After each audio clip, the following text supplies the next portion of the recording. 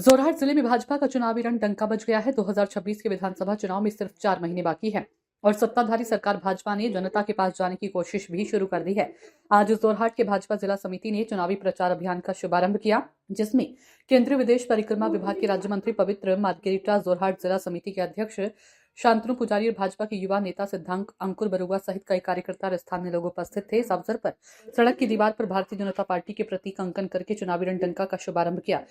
কাৰ্যসূচী আৰম্ভণি কৰিলে 2026 চনৰ নিৰ্বাচনৰ ৰণডংকা আজিৰ পৰা আমি যোৰহাটত বজালো। সমূহ কাৰ্যকৰ্তাৰ যি সহায় সহযোগিতা আমি কামনা কৰিছো আৰু এই মুহূৰ্তত আপোনালোকক সমস্যাৰ মূৰত ক'বলৈ অনুৰোধ জনালো।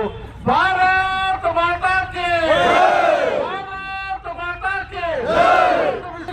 जिंदाबाद जिंदाबाद टीम शेखर जिंदाबाद जिंदाबाद जिंदाबाद नरेंद्र मोदी जिंदाबाद जिंदाबाद जिंदाबाद पवित्र मार्गेरिटा जिंदाबाद जिंदाबाद जिंदाबाद धन्यवाद। भारत माता की जय।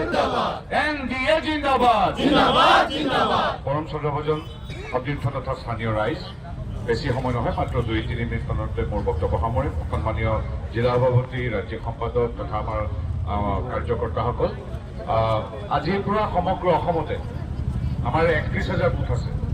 অসমত 31,000টো অলপ বুথ আছে, বেছি বুথ আছে।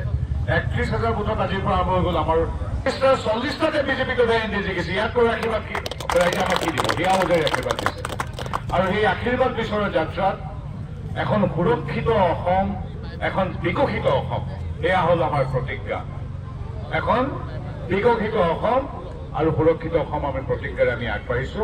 আৰু তাৰ সেই যাত্ৰা আজি আমি কাৰ্যকৰ্তাৰ যিমান আমাৰ স্থানীয় শিল্পী আছে, যিসকল চিত্ৰশিল্পী আছে আৰু আমাৰ স্থানীয় কাৰ্যকৰ্তা আছে, একেবাৰে 80 দীপৰ জ্যেষ্ঠজনৰ পৰা নতুন আমাৰ নৱাগত যুৱজনলৈকে সকলোৱে মিলি আজি আমি সমগ্ৰ অসমতে আজি দেৱাল লিখন আৰম্ভ কৰিছো। এই দেৱাল লিখনত আমি কি ক'ম?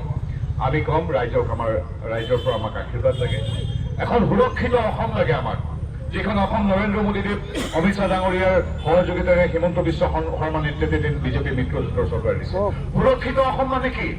আমি ৰাইজৰ ওচৰলৈ দেৱাল লিখনৰ জৰিয়তে প্ৰথম আমি আৰম্ভ কৰিম। সুৰক্ষিত অসম মানে যে উগ্ৰপন্থীৰ গুলীত বিগত সময়ছোৱাত এজনো মানুহৰ মৃত্যু হোৱা নাই। ইয়াতকৈ কিবা নিৰাপত্তা সুৰক্ষাৰ কথা আছে নেকি? মানুহটো মানুহেই। কাজিৰঙাৰ গড় কেইটাও আজি তাৰিখত সুৰক্ষিত। সুৰক্ষা কাক কোৱা হয়?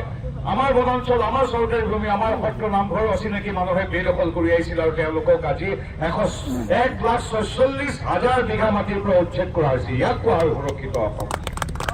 আজি আমাৰ ডেকা ল'ৰা ছোৱালীকেইটা মাজবিঘৰ ঘৰলৈ আহিলে আমি ভয় নকৰোঁ, কাৰণ আজি বোমা বিস্ফোৰণ বা গুলীয়াগুলী কোনো ধৰণৰ গোষ্ঠীগত সংঘৰ্ষ নাই।